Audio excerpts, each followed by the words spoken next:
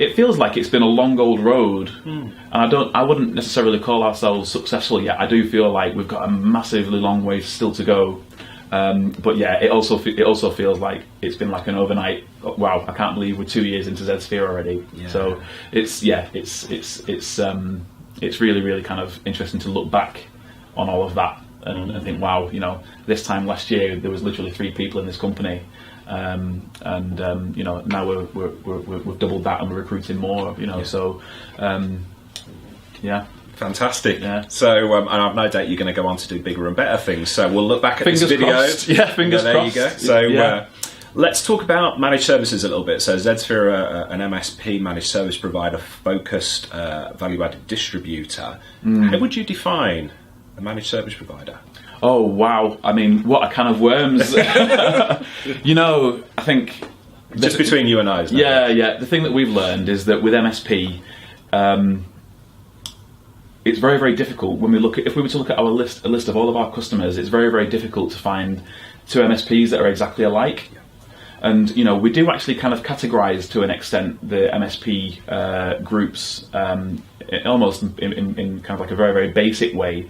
You've got your hardcore group of managed service providers that might have been in business for 15 or 20 years. They've always been a managed service provider. They've always charged a monthly fee for offering a service of support, you know, with software, hardware, you name it. And then you've got your kind of break-fix MSPs that are kind of coming out of that break-fix environment and getting into cloud software as a service type offerings. And then there's this massive big batch of resellers, software resellers, hardware, software resellers that, you know, they've twigged onto the fact that MSP is where it's at and it's where it's going to be for the foreseeable future. And they want to bolt on service wraparounds to their offerings. And so for us as a distributor, there are different things that we can offer each different group, you know, in terms of our level of expertise and the advice and, you know, what products we feel are right for them and things like that. So it's really, really such a mixed bag. And there's no definitive answer is the thing that we've found, you know. And vendors often come to us and say, you know, what are your MSPs doing? Like, what system? How do they work? What systems do they use? And we just say, listen, we can't actually give you the answer to that because it's so diverse. It's really, really difficult for us to tell. But we have a feeling around how we think it's a good way to do MSP. You know, we think that you should have a very kind of, you know, a good identifiable product set.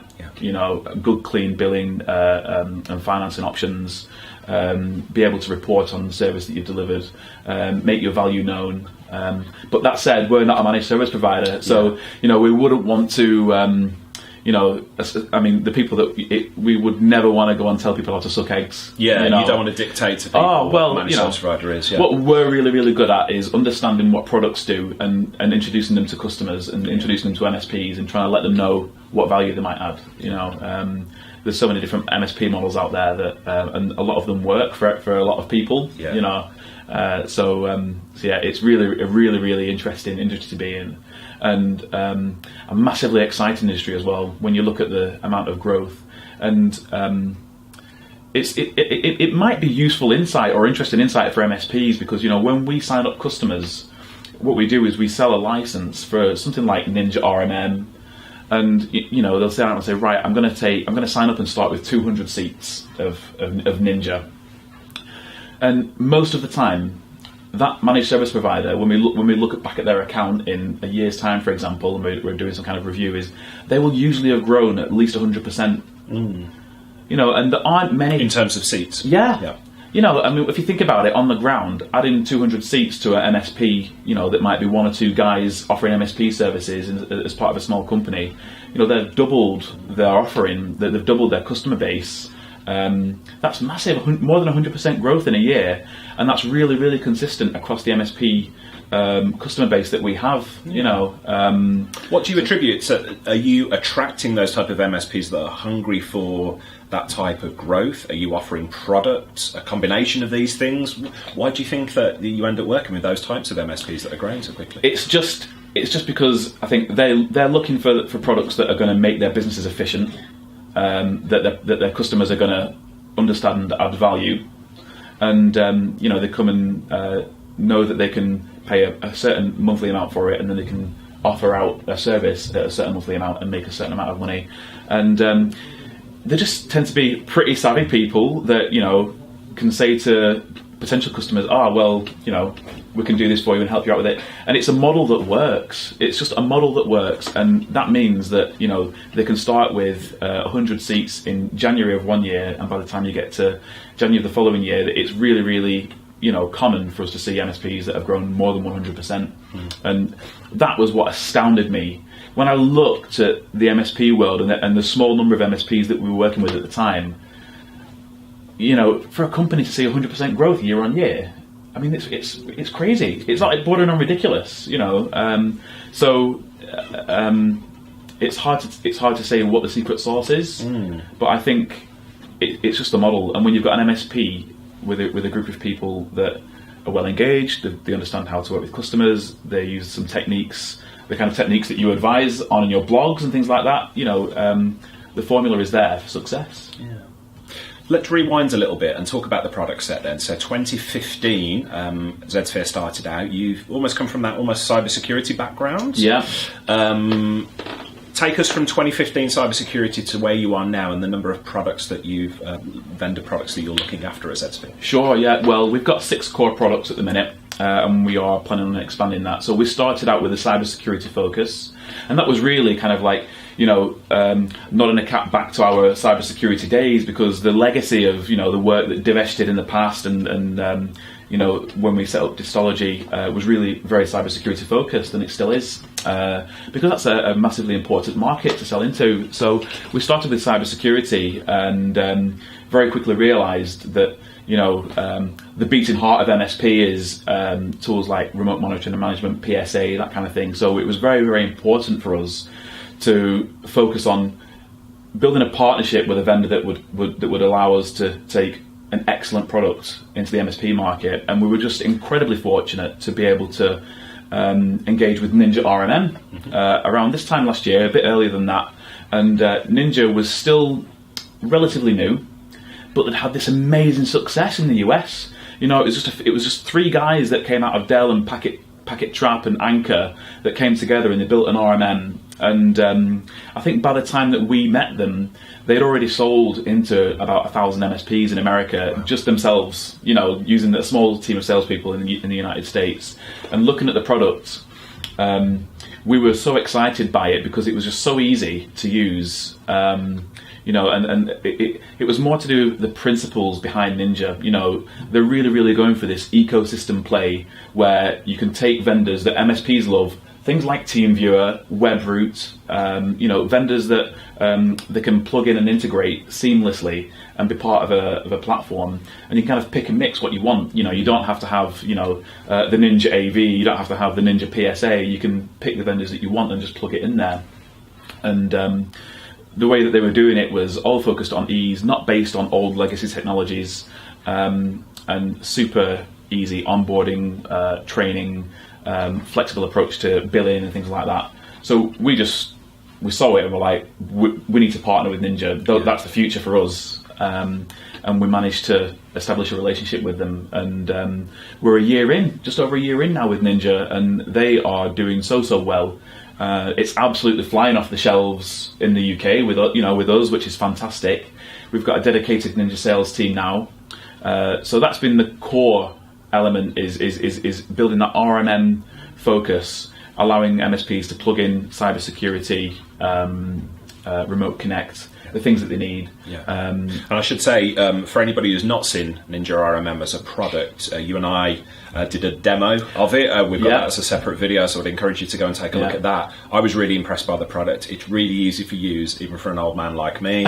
So if I can pick it up, I think there's lots of MSPs can pick it up. Well, you know, I'm not a technical person, you know, and I was able to pick it up pretty quickly, and I can demo it myself and things like that. So, and sorry to interrupt that, but I want to emphasise how important that is. So one of the big roadblocks for MSPs, for IT companies adopting the MSP model, is the amount of time it takes to actually bring the tool on board and to get into that mindset of doing things. So anything where you can get almost an off-the-shelf product and do 80-90% of the things that an MSP needs to do, just like that, fantastic, happy days. Yeah. You know, I wish there was a product like that around when I was starting out in the MSP industry. So. Yeah. To be honest with you, the thing that's most popular, that we're having the most success with, is we sell Ninja as part of a bundle. So you buy the Ninja RMM platform, and it comes with web root endpoint protection, which is this fantastic, next generation endpoint protection tool that is having massive success in the MSP space,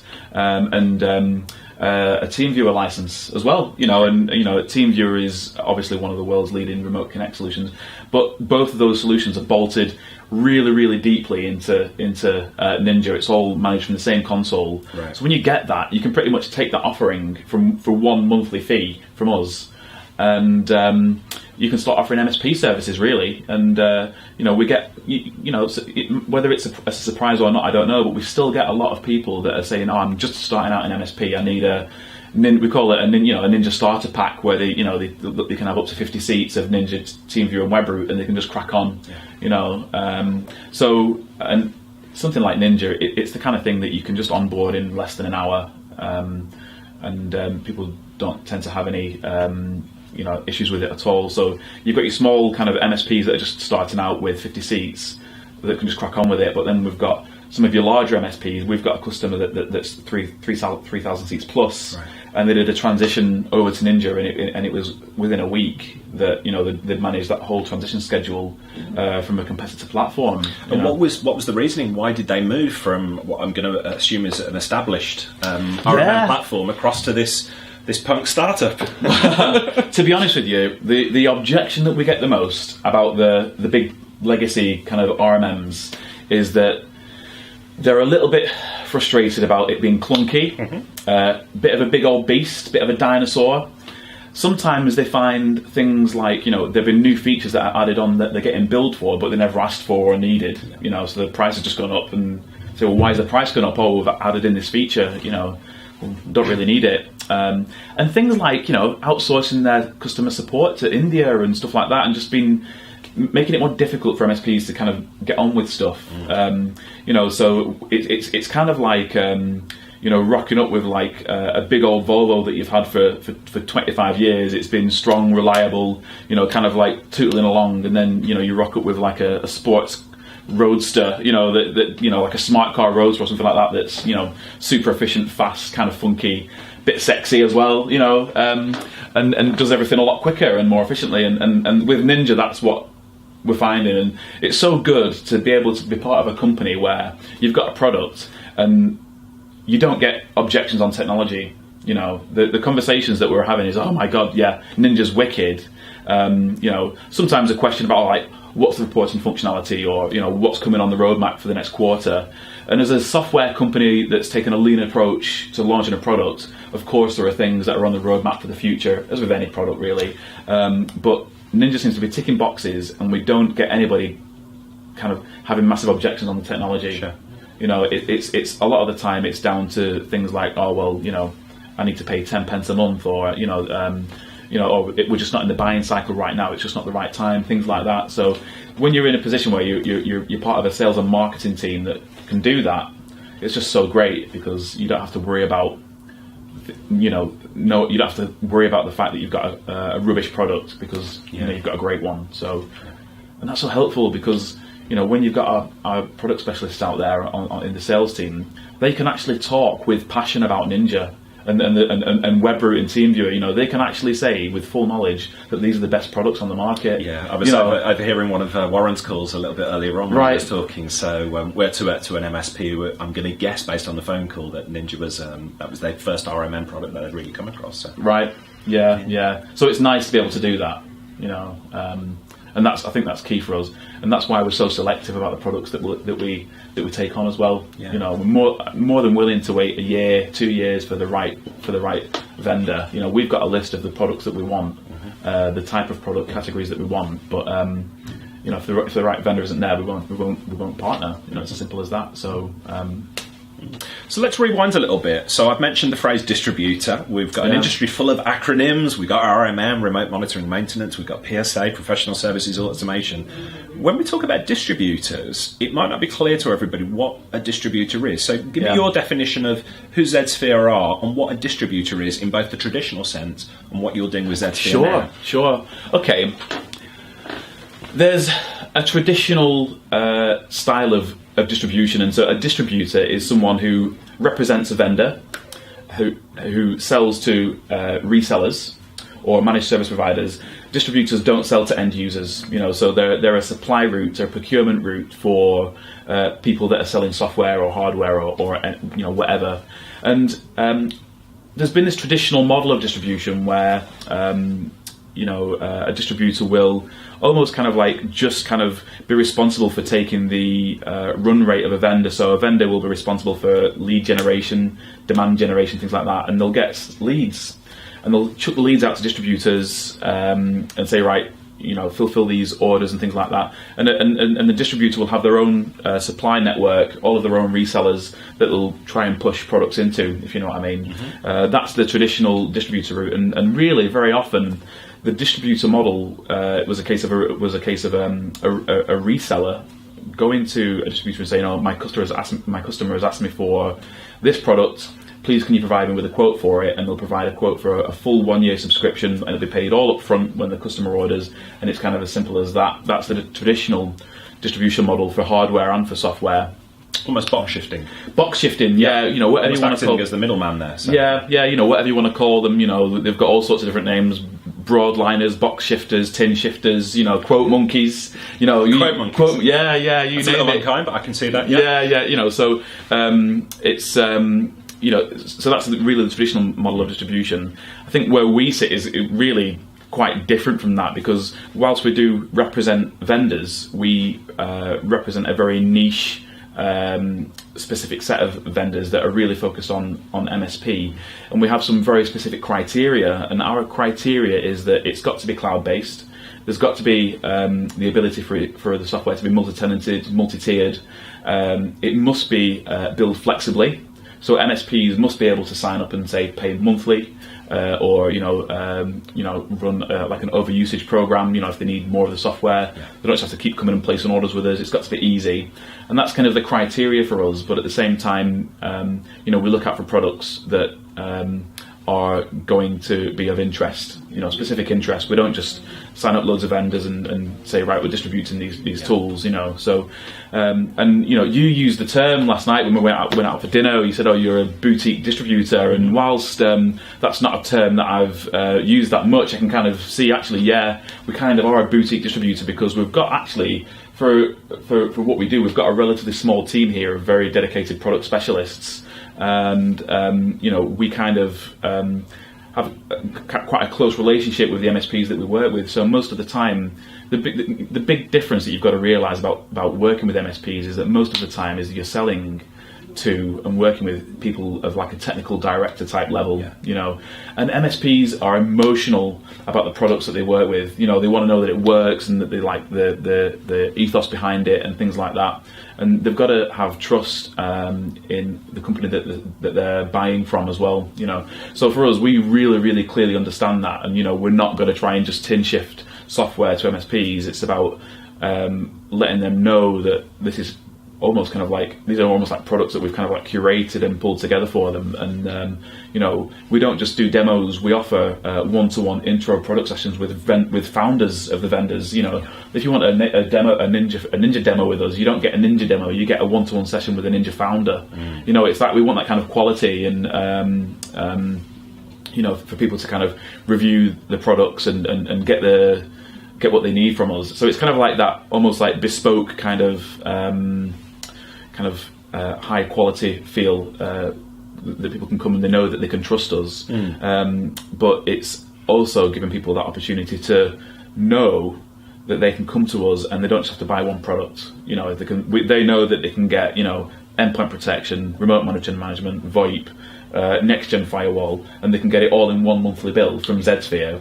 And if there's ever a problem, they can ring up and speak to Lizzie, or somebody else in our team, and it'll be resolved immediately. Yeah.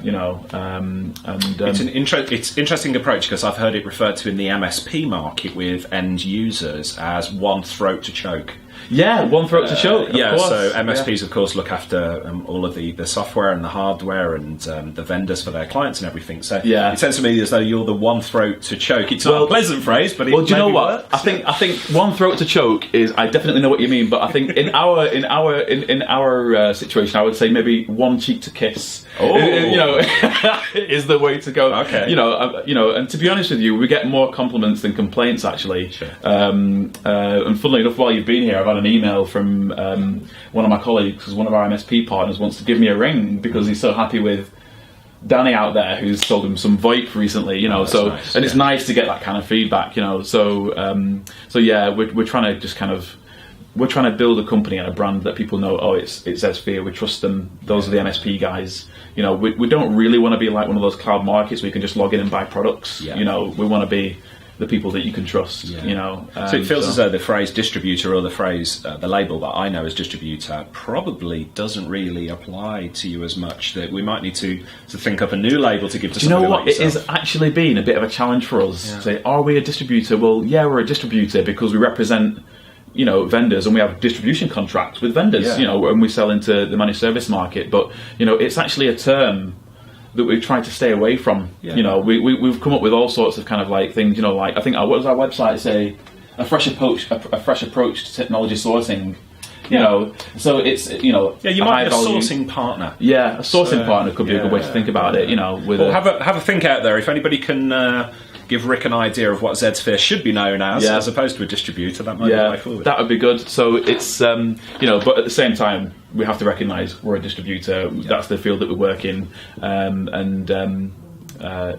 we're just trying to do it a little bit differently, I think.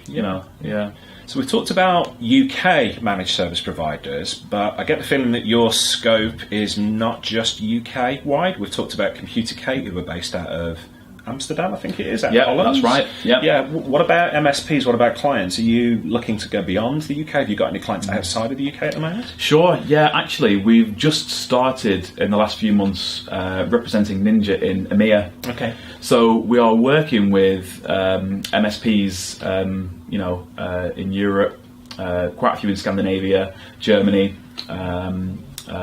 Those tends to be the bigger markets really for MSP. The Scandinavian countries and Germany in particular are the big ones. So yeah, our ambition is to try and kind of continue that. As far as our distribution agreements will allow us. Because a lot of vendors, they have distributors in various countries, but we've got a history of distributing in Europe, and we know the cultural challenges and differences that you get from country to country. So again, going back to what I was talking about earlier on about being trained by Divesh, I got really the training from the best, and we were able to sell software into Europe and Africa as well. So that really has added to our breadth. We're quite confident in being able to do that here and having some success with it. So for us, the UK market is, the key priority for us at the moment, to keep growing at that customer base out. But yeah, our span into Europe will continue, I'm sure. Yeah. What about 2018, the year coming up? I can already tell you're excited about it. What's on the horizon without giving too much detail? So you mentioned that you're having conversations with some vendors. We can sort of guess at that, but we won't do that right now. But what does 2018 look like for Zedsphere? To be honest with you, 2018 is the year for us. We're so excited about 2018, and for us, the big thing is about being able to offer value to managed service providers with bundled product sets. We think that platform purchasing is the way forward in terms of bundling products into single platforms and things like that. So we're really seeing a fantastic response from the bundle sell of Ninja, Webroot, TeamViewer, and undoubtedly we're going to be able to build extra things into that. Things like Computercate, potentially even VoIP and things like that. So for us, that's where 2018 is going to take us, is given that power to MSPs, and up till now, really, our strategy has been focused around selling single products to single customers. For MSPs who want some web root, or they want some Ninja and things like that. But we're letting them know now that really for a very, very reasonable price, they can bundle everything together, save a lot of time and money. At the same time, we're going to be on the vendor acquisition trail. We've just signed up with Untangle, which is something that we're massively excited about, because there's so much potential for next-gen firewall in the UK MSP space, and we really, really want to take a look at playbook type products, migration and playbook type products in 2018. So, what is the service standard that managed service providers should be using if there's something like a server down, or if there's a particular query from a customer? What is the process that they should be going through? How can they standardize that? If they've got 6 offices, how does the engineer in Aberdeen solve the same problem as the guy in London? So I know that we know that that's something that MSPs are looking for, is how do you standardize service? So that's something that we're really going to be focusing on as well. Give you maybe a bit of a clue there, So that's it. And as well as Zedsphere as a business, we've really kind of been running under the radar a little bit. We haven't really been chatting from the rooftops about what we can offer, what we do, the kind of value that we can offer to MSPs. So we're hoping to really kind of increase the amount of communication that we have with customers in 2018, letting them know what our products do, offer them some compelling kind of educational content, and just be useful, really. We want to be useful to the MSP sector. So that's kind of like a key target for us, and we'll be trying to use similar methods to this, video content, blogs, things like that. So that's kind of our goal for this year coming.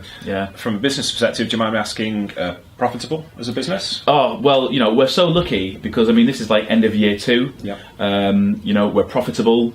No debt in the company. Super. We've got really, really good financial backing, and we're, all of the charts are going upwards and to the right, which is a great thing, and we're currently a team of 6 office-based staff, and we're recruiting for 2 or 3 more right now. So, by the time we get to the end of next quarter, the team could easily be kind of 10 people. It's looking good at the moment, touch wood, fingers. And some good lessons learned from your startup career as well. Oh, well, I feel like I'm learning lessons every day, to be honest. But you really, really got to take those lessons from being a startup and understanding what works and what doesn't. But more I think the thing that's been more valuable to me is learning from the lessons that other people have had. Do you know what I mean? The hard knocks that they've had, and people like Divesh, my mentor and business partner that I've been talking about, to be able to have that kind of knowledge.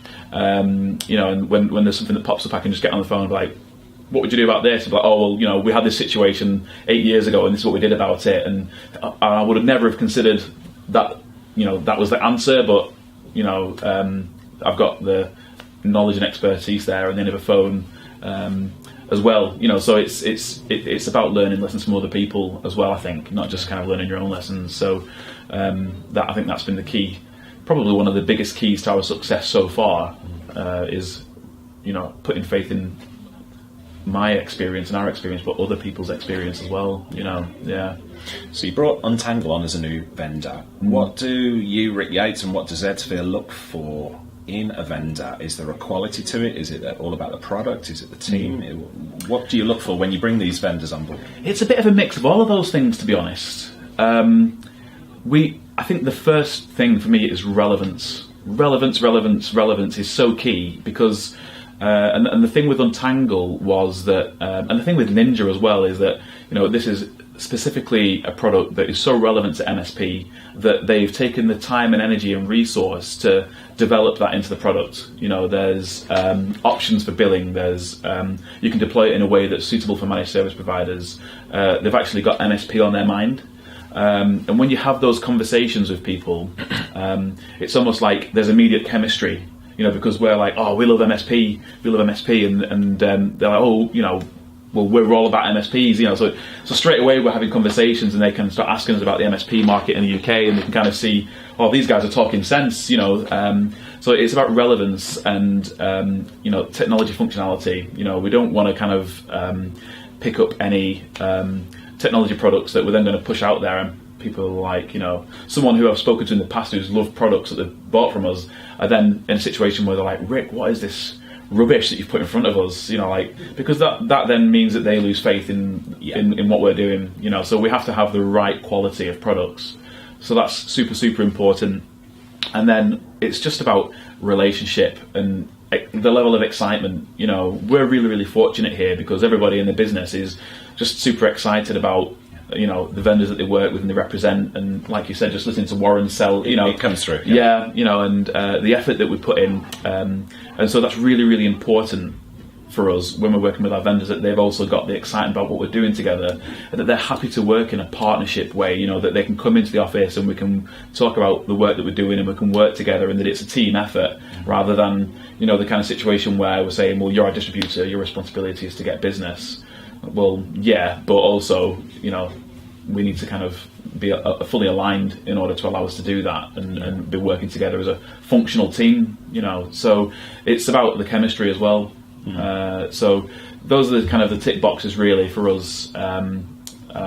Integrations, obviously, that I've already spoken about is massively important as well. So yeah, but we're really, really lucky because we've got a really nice set of vendors here that everybody kind of ticks those boxes, Absolutely. Yeah. So you want to keep that quality up going forward? Definitely, definitely. And fingers crossed that's something we can do. So let me ask you a question with your MD's hat on, Rick Yates, MD of Zedsphere. If you could wave a magic wand, what would be the number one problem within your distribution business that you would like to see eradicated tomorrow? Oh my God. What would be the number one problem in my business that I would like to see eradicated? Wow. What bothers you or what keeps you up at the night? The thing that bothers me the most is that there are loads and loads of MSPs out there that we aren't talking to. Okay. That we want to be in a place where we're almost kind of like we're in a place that's almost like really central to the MSP market, where MSPs can come. But we can't do that without people knowing about us. Sure. And that's really, really core to our success. So for me, being able to, as a business owner, it's about getting the message out and communicating with people and building. As someone who runs a relatively new business, building trust in the brand, because the trust is like, without trust you've got nothing. So that's the key thing for me, I think. And there isn't really a magic wand that you could wave. But don't worry, I'm not about to give you a magic wand. Well, if I had one, I think that's what I would do. I'd be like, I think that would be it. Yeah, I mean, I think in terms of the industry more generally, I think what I would really like is to see some vendors be more MSP focused, MSP savvy, to adopt, to kind of keep up with the times for things like software as a service and the cloud and the things that managed service providers are doing, and just to twig on that managed services is the future, and that's where things are headed, have already headed really. And to allow the right level of flexibility. To make sure that things don't have to be so difficult for MSPs, that there aren't vendor platforms out there that are big old dinosaurs that takes loads of time and effort to handle, and MSPs are getting ripped off because there's just so much functionality that they don't need and they're getting billed loads for it. Things like, you've got to sign up for a 3-year contract, that kind of thing. That level of inflexibility really should not exist in our market anymore. And that comes from just the relationships that vendors have with people and the technology that they produce as well. It's really got to be about ease of use, ease of deployment, and relationships and stuff. I think probably for the industry, that's what I would ask, is to have that extra flexibility. Yeah. Good answer. Hope so, yeah. So I can see you're a book reader. I'm sat here and I'm looking at your bookshelf with lots of business books on. Yeah, and this one in particular...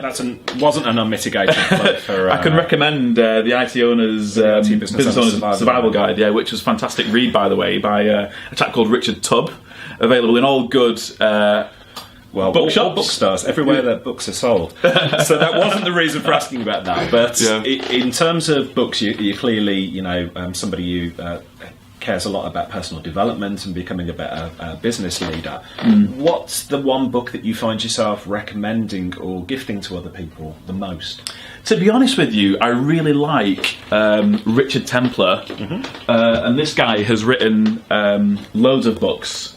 So the rules of look at that. The Rules of People by Richard Templer. Yeah. Okay. So I think he must have written like 15 different books, and they're all the rules of. Right. So this one in particular is the rules of people, but there's also the rules of work, the rules of life, the rules of wealth, and this really, Richard, like this is like toilet reading. Do you know what I mean? Like because every single page is a different chapter. Right. So it's short bite size. Yeah, you can go and read it, and you can literally read one chapter in a couple of minutes.